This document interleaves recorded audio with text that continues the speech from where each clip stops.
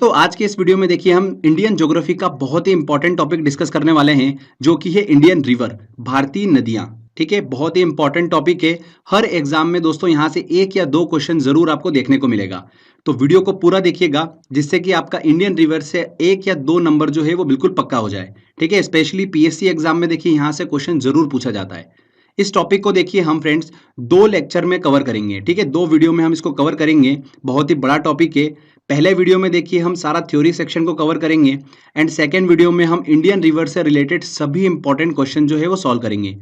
50 plus important question जो last year exam में पूछे गए हैं वो सारे क्वेश्चन जो है हम सॉल्व करेंगे सेकेंड लेक्चर में। ओके, तो पहला लेक्चर जरूर ध्यान से देखिएगा क्योंकि जो सेकेंड लेक्चर आने वाला है आपको उसी लेक्चर में से एग्जाम में क्वेश्चन देखने को मिल जाएगा।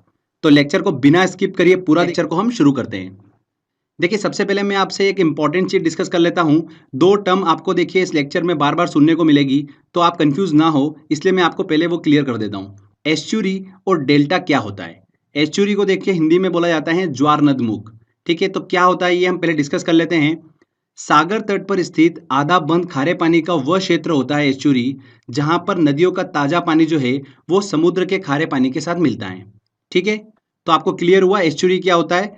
आधा बंद खारे पानी का वह क्षेत्र जहां पर नदियों का ताजा पानी जो है वो समुद्र के खारे पानी के साथ में मिलता है। क्लियर। कौन कौन सी नदियां जो है वो एस्चुरी बनाती है।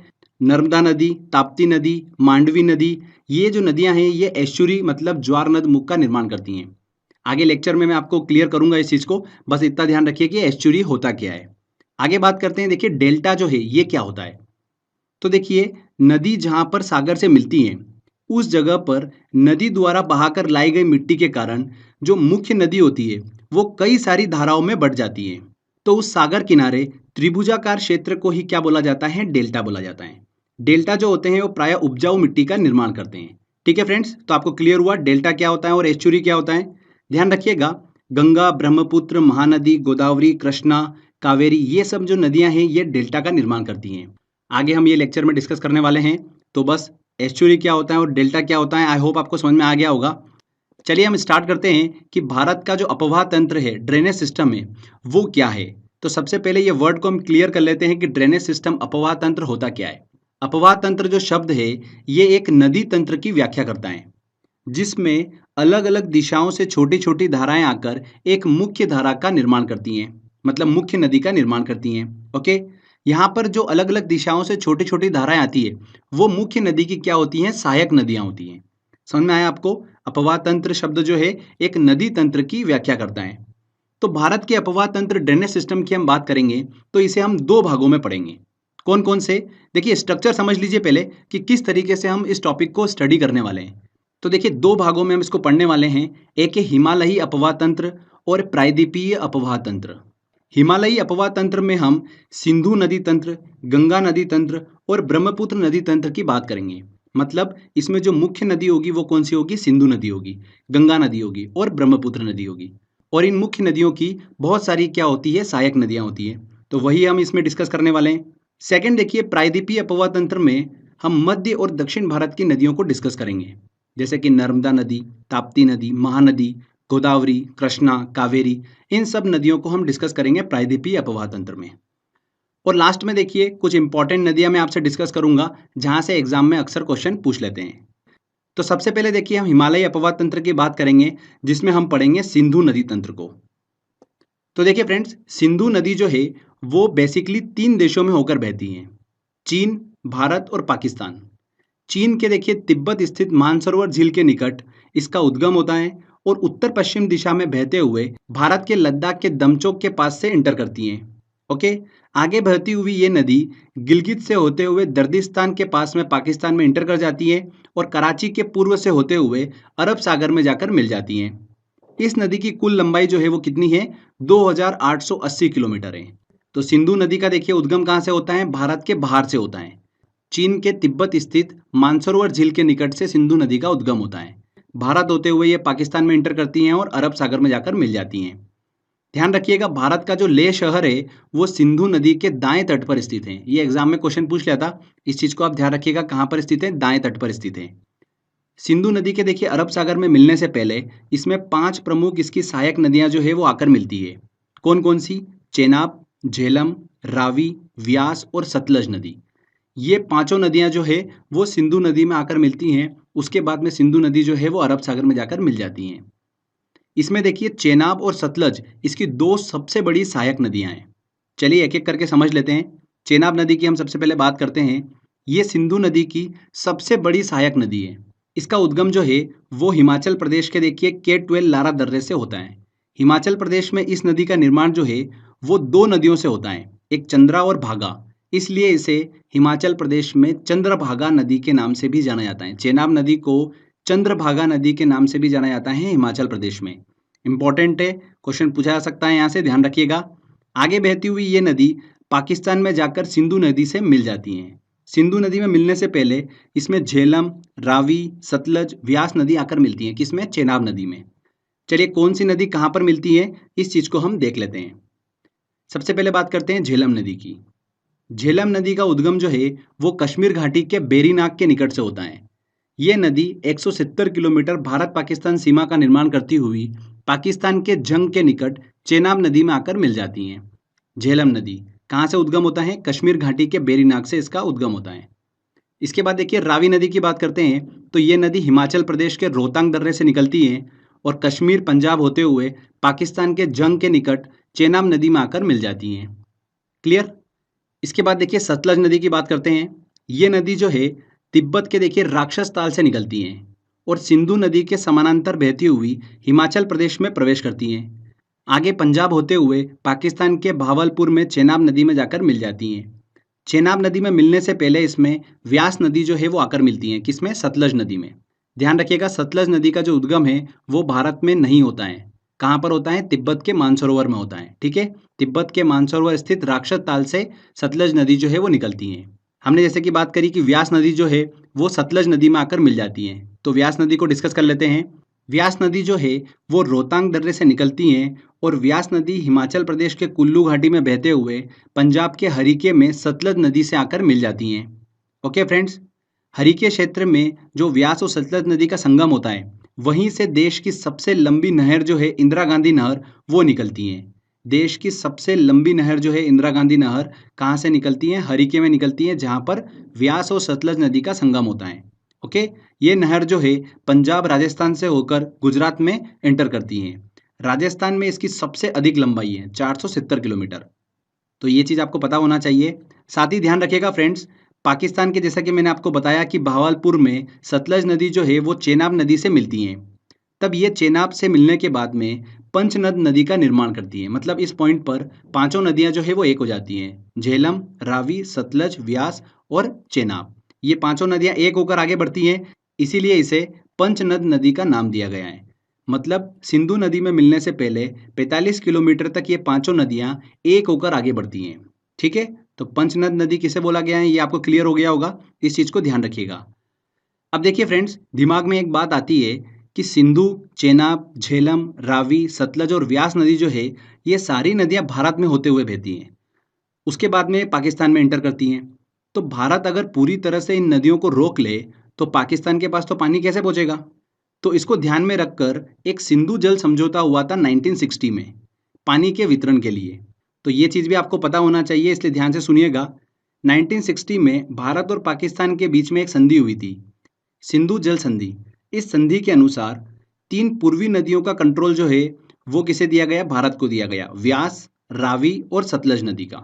ठीक है, और 3 पश्चिमी नदियां जो थी सिंधु, चेनाब और झेलम, इन तीनों पश्चिमी नदियों का कंट्रोल किसे दिया गया? पाकिस्तान को दिया गया।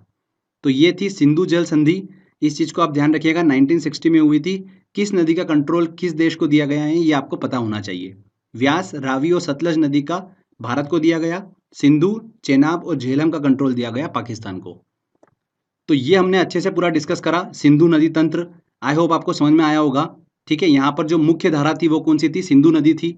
उसकी बहुत सारी सहायक नदियां थी, झेलम, रावी, सतलज, व्यास और चेनाब, ये उसकी सहायक नदियां थी जो हमने अच्छे से डिस्कस कराएं। चलिए आगे हम बात करते हैं अब गंगा नदी तंत्र की। इंपॉर्टेंट है, यहाँ से बहुत क्वेश्चन एग्जाम में पूछे जाते हैं, तो ध्यान से सुनिएगा। गंगा नदी जो है वो भारत की सबसे लंबी नदी है। इसकी कुल लंबाई जो है वो कितनी है? 2525 किलोमीटर है। भारत में इसकी लंबाई कितनी है? 2071 किलोमीटर जो है भारत में इसकी लंबाई है, बाकी जो है वो बांग्लादेश में है। आगे देखिएगा इंपॉर्टेंट चीज, सतोपथ हिमानी से निकली अलकनंदा नदी और गोमुख से निकली भागीरथी नदी जब देवप्रयाग में आकर मिलती हैं तब इसका संयुक्त रूप जो है वो क्या कहलाता है, गंगा नदी कहलाता है। क्लियर हुआ? बहुत बार एग्जाम में क्वेश्चन पूछा गया है कि देखिए अलकनंदा नदी कहाँ से निकलती है, भागीरथी नदी कहाँ से निकलती है, तो ये चीज आपको पता होना चाहिए। गंगोत्री से 19 किलोमीटर दूर गोमुख से निकलती है भागीरथी नदी। वेरी वेरी इंपॉर्टेंट क्वेश्चन है, ठीक है, बहुत बार एग्जाम में क्वेश्चन ये पूछा गया है। और अलकनंदा नदी और भागीरथी नदी किस स्थान पर आकर मिलती हैं, किस स्थान पर, देवप्रयाग में आकर मिलती हैं, ये चीज आपको पता होना चाहिए। ओके, अलकनंदा नदी की देखिए दो प्रमुख सहायक नदियां हैं, वो ध्यान रखिएगा, एक पिंडार नदी और एक मंदाकिनी नदी। पिंडार नदी जो है ये अलकनंदा को कर्णप्रयाग में आकर मिलती हैं। कहाँ पर मिलती है? कर्णप्रयाग में। और मंदाकिनी नदी जो है ये अलकनंदा को रुद्रप्रयाग में आकर मिलती है। कहाँ पर? रुद्रप्रयाग में। तो कर्णप्रयाग में देखिए अलकनंदा को पिंडार नदी मिलती है, रुद्रप्रयाग में अलकनंदा को मंदाकिनी नदी मिलती है और देवप्रयाग में अलकनंदा को भागीरथी नदी मिलती है। ठीक है, ये चीज ध्यान रखिएगा, इंपॉर्टेंट है। साथ ही धौलीगंगा जो है वो अलकनंदा को विष्णु प्रयाग में आकर मिलती है। और फ्रेंड्स, प्रसिद्ध केदारनाथ मंदिर जो है वो किस नदी के तट पर स्थित है? मंदाकिनी नदी के तट पर ही स्थित है। बद्रीनाथ का जो प्रसिद्ध मंदिर है वो अलकनंदा नदी के तट पर स्थित है। तो दोनों ये प्रसिद्ध मंदिर जो है वो किस नदी के तट पर स्थित है, ये आपको पता होना चाहिए। मंदाकिनी नदी के तट पर स्थित केदारनाथ मंदिर और अलकनंदा नदी के तट पर स्थित बद्रीनाथ मंदिर। क्लियर हुआ? उत्तराखंड से देखिए निकली गंगा उत्तर प्रदेश बिहार होते हुए पश्चिम बंगाल तक बहती हैं। पश्चिम बंगाल के फरक्का पर ये दो धाराओं में बढ़ जाती हैं, हुगली नदी और मुख्य धारा भागीरथी में। ये भागीरथी नदी जो है ये बांग्लादेश में मुख्य धारा के रूप में प्रवेश करती हैं, जहां पर इसे पद्मा के नाम से जाना जाता है। गंगा नदी को बांग्लादेश में पद्मा के नाम से जाना जाता है। ठीक है, इंपॉर्टेंट क्वेश्चन है। आगे बहती हुई ये पद्मा ब्रह्मपुत्र, जिसे बांग्लादेश में जमुना बोला जाता है, उससे मिल जाती है। और गंगा और जमुना का संयुक्त रूप जो कि ब्रह्मपुत्र नदी है उसका संयुक्त रूप क्या कहलाता है? मेघना कहलाता है। और बंगाल की खाड़ी में मेघना के रूप में ये नदी जो है जाकर मिल जाती है। ठीक है फ्रेंड्स, इस चीज को ध्यान रखिएगा, मेघना के फॉर्म में ये बंगाल की खाड़ी में मिलती हैं। क्लियर? अब देखिए गंगा नदी की बहुत सारी सहायक नदियां हैं। गंगा नदी तंत्र जो है उसमें देखिए बहुत सारी इसकी सहायक नदियां हैं। कौन कौन सी? यमुना नदी, कोसी, सोन, गोमती, दामोदर, घाघरा जिसे सरयू नदी कहते हैं, गंडक और रामगंगा नदी। ये सब नदियां जो है गंगा नदी की सहायक नदियां हैं। और बहुत सारी सहायक नदियों की भी अपनी सहायक नदियां हैं, उन सभी को हम अच्छे से डिस्कस करने वाले हैं। तो सबसे पहले हम स्टार्ट करते हैं यमुना नदी से। देखिए गंगा की सबसे बड़ी सहायक नदी अगर कोई सी है तो वो कौन सी है? यमुना नदी है, जो कि उत्तराखंड के बंदरपुर चोटी पर स्थित यमुनोत्री हिमानी से निकलती हैं। कहाँ से निकलती है? ध्यान रखिएगा, उत्तराखंड के बंदरपुर चोटी से निकलती हैं। ये नदी उत्तराखंड से हरियाणा और दिल्ली उत्तर प्रदेश से बहते हुए प्रयागराज इलाहाबाद में गंगा नदी से जाकर मिल जाती हैं। कहाँ पर मिलती है यमुना नदी गंगा से?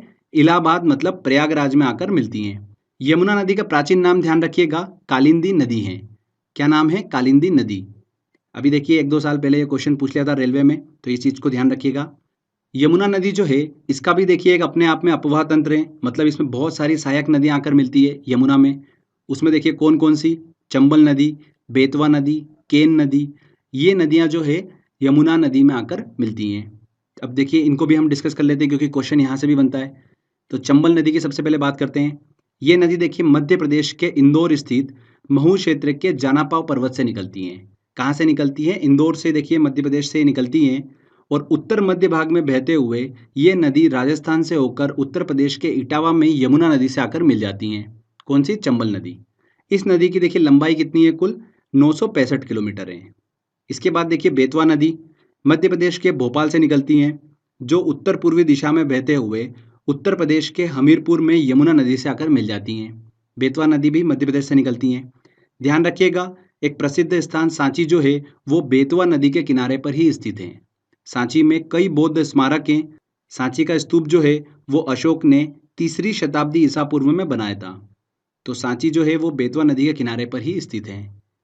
तो ये चीज़ ध्यान रखिएगा, यमुना नदी की हमने डिस्कस करी। देखिए चंबल नदी और बेतवा नदी इसकी सहायक नदियां हैं। साथ ही केन नदी जो है वो भी यमुना नदी की सहायक नदी है। इसके बाद देखिए गंगा नदी की अगली हम देखिए सहायक नदी की बात करते हैं, जो कि है कोसी नदी। कोसी नदी जो है ये नेपाल में हिमालय से निकलती हैं और आगे बढ़ते हुए बिहार में प्रवेश करती हैं। ये नदी प्राय अपना मार्ग जो है बदलने के कारण चर्चा में रहती है। इसमें आने वाली बाढ़ से बिहार में मैक्सिमम टाइम पर तबाही जो है वो देखने को मिलती है। इसलिए इस नदी को बिहार का शोक भी कहा जाता है। बिहार का शोक किसे कहा जाता है? कोसी नदी को कहा जाता है। और अपने मार्ग परिवर्तन करने की वजह से बहुत ज़्यादा चर्चा में रहती है कोसी नदी। ये नदी बिहार के कटिहार में गंगा नदी से आकर मिल जाती हैं। तो कोसी नदी को हमने डिस्कस करा, ध्यान रखिएगा। इसके बाद बात करते हैं देखिए दामोदर नदी की, जो कि गंगा नदी की सहायक नदी है। झारखंड के देखिए छोटा नागपुर पठार से निकलती हैं और पश्चिम में बहते हुए ये हुगली नदी में जाकर मिल जाती हैं। जो हमने बात करी थी कि फरक्का में गंगा नदी जो है वो दो धाराओं में बढ़ जाती हैं, एक हुगली और एक मुख्य धारा भागीरथी में। तो देखिए हुगली नदी में आकर कौन सी नदी मिलती है? दामोदर नदी जो है वो आकर मिलती है। इस नदी में देखिए अचानक आने वाली बाढ़ के कारण इसे बंगाल का अभिशाप भी कहा जाता है। किसे कहा जाता है बंगाल का अभिशाप? दामोदर नदी को कहा जाता है। ध्यान रखिएगा, प्रदूषण के कारण इस नदी को जैविक मरुस्थल के नाम से भी जाना जाता है।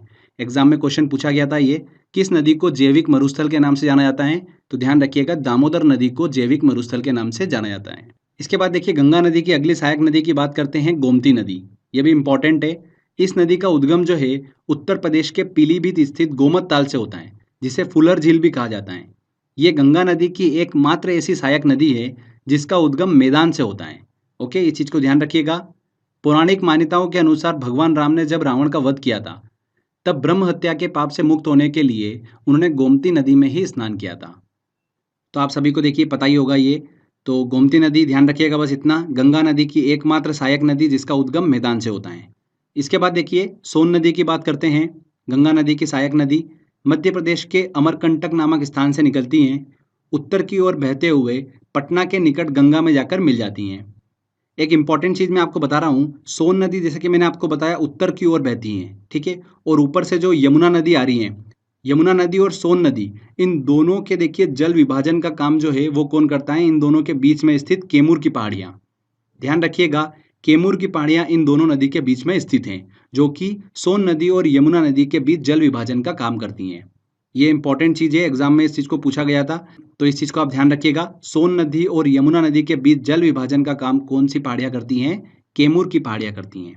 ओके, इसके अलावा देखिए गंगा नदी की सहायक नदियों में घाघरा नदी आती है जिसे सरयू नदी के नाम जाना जाता है, और गंडक नदी जो कि गंगा नदी के बाएं तट पर आकर मिलती हैं। क्लियर? अब देखिए गंगा नदी से रिलेटेड कुछ हम इंपॉर्टेंट पॉइंट डिस्कस कर लेते हैं। एग्जाम में ये क्वेश्चन पूछा जाता है कि कौन सी नदी गंगा नदी के दाएं तट पर आकर मिलती हैं और कौन सी नदी बाएं तट पर आकर मिलती हैं। तो इस चीज को लेकर कंफ्यूजन होता है, तो इसको हम क्लियर कर लेते हैं। देखिए गंगा नदी के दाएं तट पर तीन नदियां आपको दिमाग में रखनी है, एक है यमुना नदी, सोन नदी और टॉन्स नदी। ठीक है, ये नदियां जो है गंगा नदी के दाएं तट पर आकर मिलती हैं। ओके, बाएं तट की बात करते हैं तो गोमती, गंडक, घाघरा और कोसी नदी, ये नदियां जो है गंगा नदी के बाएं तट पर आकर मिलती हैं। तो बहुत ही सिंपल है, यमुना नदी, सोन नदी और टॉन्स नदी दाएं तट पर, बाएं तट पर गोमती, गंडक, घाघरा और कोसी। इससे रिलेटेड भी क्वेश्चन एग्जाम में पूछा जाता है, तो ये चीज़ इसलिए हमने क्लियर कर ली है। साथ ही फ्रेंड ध्यान रखिएगा, गंगा नदी को 2008 में राष्ट्रीय नदी का दर्जा दिया गया था, और गंगा नदी के किनारे बसा सबसे बड़ा शहर जो है वो कौन सा है? कानपुर है। 2011 की जनगणना के अनुसार हम इसको देख रहे हैं। गंगा नदी के किनारे बसा सबसे बड़ा शहर जो है वो कौन सा है? कानपुर है। गंगा नदी के प्रवाह का क्रम अगर हम देखें तो उत्तराखंड से निकलती हैं, उत्तर प्रदेश होते हुए बिहार में एंटर करती हैं, और फिर पश्चिम बंगाल में एंटर करती हैं, और वहाँ से ये बांग्लादेश में चली जाती हैं। ठीक है फ्रेंड्स, तो ये गंगा नदी तंत्र को हमने अच्छे से पूरा डिस्कस करा है। तो क्वेश्चन जो है इससे बाहर कुछ नहीं जाने वाला है, हमने अच्छे से यहाँ पर क्लियर कर लिया है इसको। आगे बात करते हैं फ्रेंड्स हम ब्रह्मपुत्र नदी तंत्र को। ये भी बहुत ही इंपॉर्टेंट है, यहाँ से देखिए आईएएस एग्जाम में बहुत ज़्यादा क्वेश्चन पूछे जाते हैं, तो इसको भी हम क्लियर कर लेते हैं। ब्रह्मपुत्र नदी जो है ये नदी तिब्बत, भारत और बांग्लादेश से होकर बहती हैं। ये नदी तिब्बत के मानसरोवर झील के निकट से निकलती हैं। ध्यान रखिएगा, ब्रह्मपुत्र, सतलज और सिंधु नदियाँ, ये नदियाँ जो है तिब्बत के मानसरोवर के आसपास से ही निकलती हैं। ठीक है, तिब्बत से निकलने वाली इस नदी को तिब्बत में यरलुंग जंगबो के नाम से जाना जाता है। किस नाम से जाना जाता है? यरलुंग जंगबो के नाम से जाना जाता है। साथ ही इसे तिब्बत में सांगपो के नाम से भी जाना जाता है। दोनों नाम ध्यान रखिएगा, यरलुंग जंगबो और सांगपो के नाम से जाना जाता है ब्रह्मपुत्र नदी को तिब्बत में। जब ये नदी भारत के असम घाटी में प्रवेश करती हैं तब इसे यहाँ पर ब्रह्मपुत्र के नाम से जाना जाता है। साथ ही ब्रह्मपुत्र नदी को अरुणाचल प्रदेश में दिहांग के नाम से जाना जाता है। जब यह नदी असम घाटी में बहते हुए बांग्लादेश में प्रवेश करती हैं तब इसे वहाँ पर जमुना के नाम से जाना जाता है। देखिए तिब्बत में इसे यरलुंग जंगबो और सांगपो के नाम से जाना जाता है। भारत में इसे देखिए अरुणाचल प्रदेश में दिहांग के नाम से जाना जाता है। और जब ये बांग्लादेश में इंटर करती हैं तब इसे जमुना के नाम से जाना जाता है। ठीक है, बांग्लादेश में इसे जमुना के नाम से जाना जाता है। बांग्लादेश में देखिए ये नदी जो है गंगा नदी मतलब पद्मा नदी के साथ में मिल जाती हैं और गंगा ब्रह्मपुत्र संयुक्त रूप से मेघना के नाम से आगे बढ़ती हैं और विश्व का सबसे बड़ा नदी डेल्टा जो है सुंदरवन डेल्टा का निर्माण करते हुए बंगाल की खाड़ी में जाकर मिल जाती हैं। ठीक है फ्रेंड्स, वेरी वेरी इंपॉर्टेंट है। विश्व का सबसे बड़ा नदी डेल्टा जो है कौन निर्माण करती हैं? गंगा और ब्रह्मपुत्र नदी करती हैं, जिसे सुंदरवन डेल्टा कहते हैं। और लास्ट में ये मेघना नदी जो है बंगाल की खाड़ी में जाकर मिल जाती हैं। क्लियर हुआ आपको? ब्रह्मपुत्र नदी की देखिए सहायक नदियों की बात करते हैं तो जितना मैं आपको बता रहा हूँ सारी इंपॉर्टेंट है, एक भी मत छोड़िएगा। हर एक सहायक नदी से रिलेटेड एग्जाम में क्वेश्चन पूछा जा चुका है। तीस्ता नदी ब्रह्मपुत्र की देखिए सहायक नदी है। कहाँ से निकलती है? सिक्किम से निकलती है। सुवनसिरी नदी, कमेंग नदी, मानस नदी, दिबांग नदी, लोहित, बराक और कपिली नदी, ये जितनी भी नदियां हैं ये ब्रह्मपुत्र की सहायक नदियां हैं। सारे नाम आपके दिमाग में सेट हो जाना चाहिए। तीस्ता, सुवनसिरी, कमेंग, मानस, दिबांग, लोहित, बराक और कपिली, ये सारी नदियां जो है ब्रह्मपुत्र की सहायक नदियां हैं। इसमें तीस्ता, सुवनसिरी, कमेंग, मानस और दिबांग नदी जो है वो दाएं तट से आकर मिलती है और लोहित, बराक और दिबांग नदी जो है वो बाएं तट से आकर ब्रह्मपुत्र से मिलती हैं। ओके, कुछ इंपॉर्टेंट पॉइंट डिस्कस कर लेते हैं। तीस्ता नदी का उद्गम कहाँ से होता है? सिक्किम से होता है। पश्चिम बंगाल से होते हुए बांग्लादेश में प्रवेश करती हैं और वहाँ ब्रह्मपुत्र से जाकर मिल जाती हैं। लोहित नदी जो है इसे खून की नदी के नाम से भी जाना जाता है। किस नदी को खून की नदी के नाम से जाना जाता है? लोहित नदी को। बराक नदी जो है ये मणिपुर की पहाड़ियों से निकलती हैं। मणिपुर से होते हुए मिजोरम में एंटर करती हैं। असम होते हुए ये बांग्लादेश में प्रवेश करती हैं और मेघना नदी में जाकर मिल जाती हैं। बराक नदी जो है अरुणाचल प्रदेश में इंटर नहीं करती हैं। ये चीज़ आप जरूर ध्यान रखिएगा। ब्रह्मपुत्र नदी जो है गंगा नदी के साथ मिलकर विश्व के सबसे बड़े नदी डेल्टा सुंदरवन डेल्टा का निर्माण करती हैं, जैसा कि हम डिस्कस कर चुके हैं। ब्रह्मपुत्र नदी में ही विश्व का सबसे बड़ा नदी द्वीप वर्ल्ड लार्जेस्ट रिवर आइलैंड जो है माजुली वो स्थित है। कहाँ पर? असम में। माजुली जो है वो विश्व का सबसे बड़ा नदी द्वीप है, ब्रह्मपुत्र नदी में स्थित है। ठीक है, असम में। ये चीज़ आप ध्यान रखिएगा। तो ये ब्रह्मपुत्र नदी तंत्र को हमने अच्छे से डिस्कस करा है। इसमें ब्रह्मपुत्र की सहायक नदियाँ जो मैंने आपको बताई है वो आप बिल्कुल ध्यान रखिएगा। वहाँ से एग्जाम में देखिए बहुत क्वेश्चन पूछे जाते हैं। तो फ्रेंड्स ये देखिए हमने अच्छे से हिमालयी नदी तंत्र को डिस्कस करा, जिसमें हमने सिंधु नदी तंत्र, गंगा नदी तंत्र और ब्रह्मपुत्र नदी तंत्र को अच्छे से डिस्कस करा है। क्लियर? इसके बाद देखिए आगे हम बात करते हैं प्रायद्वीपीय नदी तंत्र की, मतलब दक्षिण भारत की नदियों की। तो हिमालयी नदी तंत्र की तुलना में प्रायद्वीपीय नदी तंत्र जो है वो बहुत अधिक पुराना है। तो ऐसा मत समझिएगा कि हिमालयी नदी तंत्र बहुत अधिक पुराना है। प्रायद्वीपीय नदी तंत्र जो है वो सबसे ज़्यादा पुराना है। ठीक है, दक्षिण भारत की नदियाँ जो है वो प्रायः वृक्षनुमा अपवाह तंत्र का निर्माण करती हैं। किस तरीके का अपवाह तंत्र का निर्माण करती हैं? वृक्षनुमा अपवाह तंत्र का निर्माण करती हैं दक्षिण भारत की नदियाँ। प्रायद्वीपीय नदियों के अपवाह तंत्र में हम देखिए कौन कौन सी नदियों को डिस्कस करेंगे। नर्मदा नदी, ताप्ती नदी, माही नदी, गोदावरी, कृष्णा, कावेरी और महानदी को अच्छे से हम डिस्कस करने वाले हैं। इसमें देखिए नर्मदा, ताप्ती और माही नदी जो है वो अरब सागर में गिरती है, पश्चिम की ओर बहते हुए अरब सागर में गिरती हैं। जबकि गोदावरी, कृष्णा, कावेरी और महानदी जो है ये बंगाल की खाड़ी में गिरती हैं। चलिए सबसे पहले हम अरब सागर में गिरने वाली नदियों की बात करते हैं, जिसमें सबसे पहले आती है नर्मदा नदी। वेरी वेरी इंपॉर्टेंट है। मध्य प्रदेश के अमरकंटक से इसकी उत्पत्ति होती है।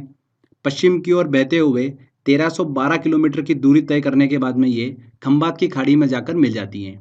खंबात की खाड़ी मतलब अरब सागर में जाकर ये मिल जाती हैं। देखिए नर्मदा नदी के उत्तर में पड़ता है विंध्याचल पर्वत और दक्षिण में पड़ता है सतपुड़ा पर्वत, और इन दोनों पर्वतों के बीच में भ्रंश घाटी मतलब रिफ्ट वैली से होते हुए बहती है नर्मदा नदी। इस चीज को ध्यान रखिएगा, रिफ्ट वैली से होते हुए बहती है नर्मदा नदी। ओके, भ्रंश घाटी से होते हुए बहती है नर्मदा नदी। यह नदी मध्य प्रदेश की सबसे बड़ी नदी है। सबसे लंबी नदी कौन सी है? मध्य प्रदेश की नर्मदा नदी है। इसे मध्य प्रदेश की जीवन रेखा कहा जाता है। नर्मदा नदी की सहायक नदियों की बात करें तो उसमें आती है ओरसंग, तवा नदी जो कि बहुत ज़्यादा फेमस है, शेर नदी, ये सभी नर्मदा नदी की सहायक नदियाँ हैं। ध्यान रखिएगा, अमरकंटक से दो नदियाँ निकलती हैं, एक नर्मदा नदी और एक सोन नदी। सोन नदी हमने पहले डिस्कस करा था जो कि गंगा नदी में जाकर मिल जाती है पटना के पास में। नर्मदा नदी निकलती हैं जो कि भ्रंश घाटी से बहते हुए खंबात की खाड़ी में जाकर मिल जाती हैं। ओके, इसके बाद देखिए हम बात करते हैं अब ताप्ती नदी की, जो कि मध्य प्रदेश के बैतूल जिले के निकट सतपुड़ा पहाड़ियों से निकलती हैं और ये नदी मध्य प्रदेश, महाराष्ट्र, गुजरात से प्रवाहित होते हुए अरब सागर में जाकर मिल जाती हैं। फ्रेंड्स ध्यान रखिएगा, ताप्ती नदी और नर्मदा नदी दोनों नदियां जो है वो भ्रंश घाटी से होते हुए बहती हैं। ठीक है, वेरी वेरी इंपॉर्टेंट पॉइंट है। ताप्ती नदी और नर्मदा नदी जो है ये भ्रंश घाटी से मतलब रिफ्ट वैली से होते हुए बहती हैं। इसके बाद देखिए माही नदी की बात करते हैं। इस नदी का उद्गम मध्य प्रदेश के धार जिले के समीप विंध्याचल पर्वत श्रेणी से होता है। मध्य प्रदेश से देखिए ये पश्चिम की ओर राजस्थान, गुजरात में बहते हुए ये नदी खंबात की खाड़ी में जाकर गिर जाती हैं। माही नदी जो है वो भारत की एकमात्र ऐसी नदी है जो कर्क रेखा को 2 बार काटती है। कौन सी नदी? माही नदी। ठीक है फ्रेंड्स, तो ये हमने अच्छे से डिस्कस करा। नर्मदा नदी, ताप्ती नदी और माही नदी जो है वो पश्चिम की ओर बहते हुए खंबात की खाड़ी मतलब अरब सागर में जाकर मिल जाती हैं। इसमें ध्यान रखिएगा, ताप्ती नदी और नर्मदा नदी जो है वो रिफ्ट वैली मतलब भ्रंश घाटी से होते हुए बहती हैं। और स्टार्टिंग में हमने डिस्कस करा था कि ताप्ती नदी और नर्मदा नदी जो है वो एस्चुरी का निर्माण करती हैं। जब ये समुद्र से मिलती है वहाँ पर एस्चुरी का निर्माण करती हैं। कौन सी नदी?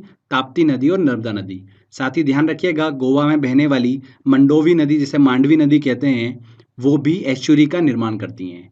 Okay, very very important point है ये, इस चीज़ को ध्यान रखिएगा। नर्मदा नदी, ताप्ती नदी एस्चुरी का निर्माण करती हैं। आगे अब देखिए पूर्व की ओर बहने वाली नदियों की बात करते हैं। उसमें सबसे पहले हम डिस्कस करेंगे गोदावरी नदी।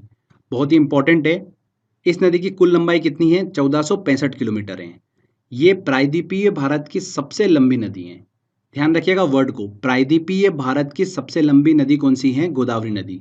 भारत की सबसे लंबी नदी पूछा जाता है तो गंगा नदी है। ठीक है, वर्ड को आप ध्यान रखिएगा। ये नदी जो है महाराष्ट्र के नासिक जिले के त्र्यंबकेश्वर से निकलती हैं और दक्षिण पूर्व की ओर बहते हुए बंगाल की खाड़ी में जाकर गिर जाती हैं।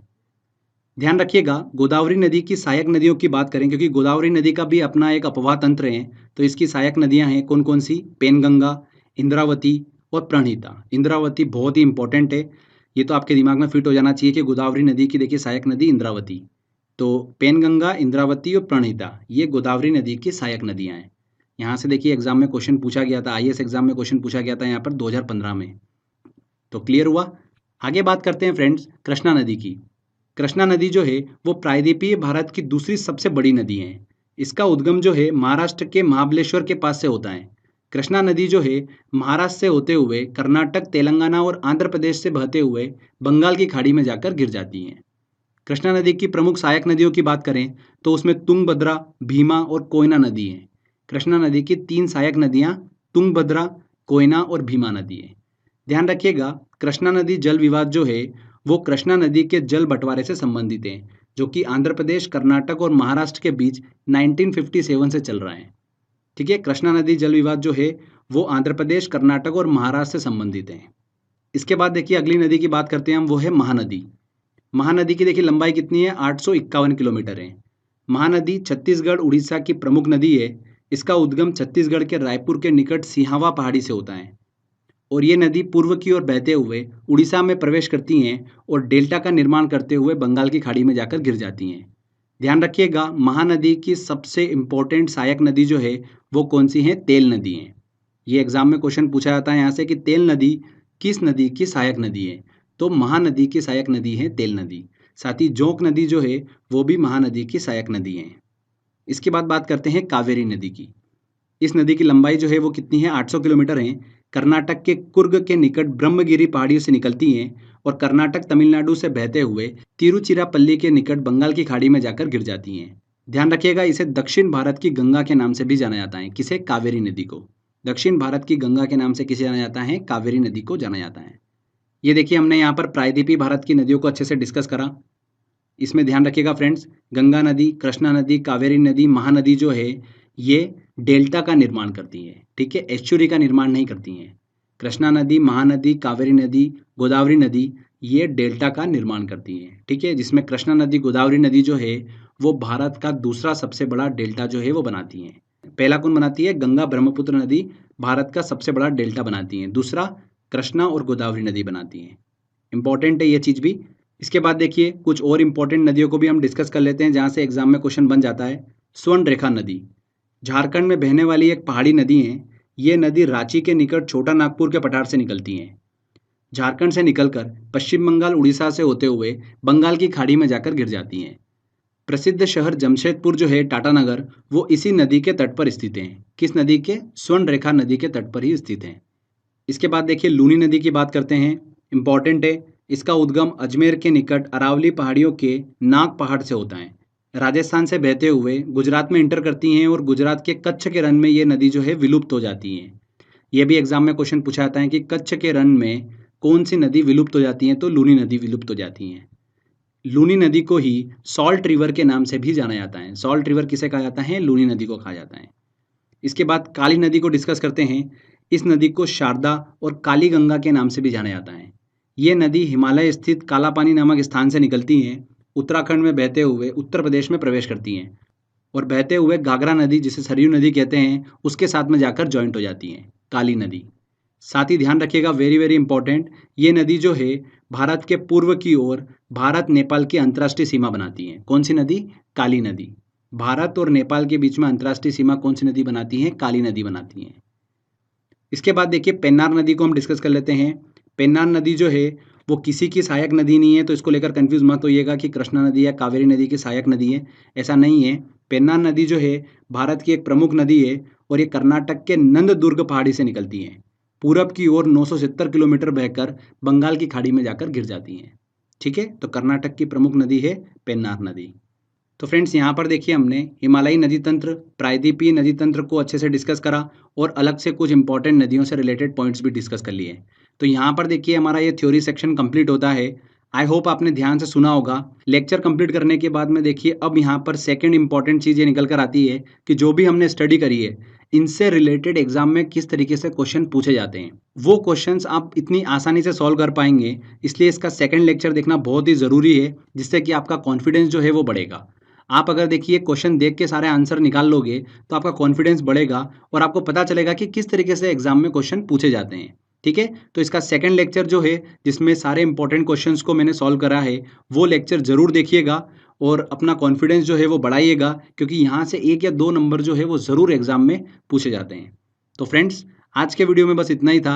आई होप आपको ये वीडियो काफ़ी पसंद आया होगा। अगर अच्छा लगा है तो प्लीज़ वीडियो को लाइक करिएगा, शेयर करिएगा और कमेंट करके ज़रूर बताइएगा कि वीडियो कैसा लगा। अगर आपने अभी तक चैनल को सब्सक्राइब नहीं करा है तो सब्सक्राइब भी कर लीजिए, क्योंकि इस तरीके के बेनिफिशियल वीडियो जब भी मैं अपलोड करूँगा आपको उसका बेनिफिट मिलता रहेगा। तो फ्रेंड्स मिलते हैं अगले वीडियो में। जय हिंद, जय भारत।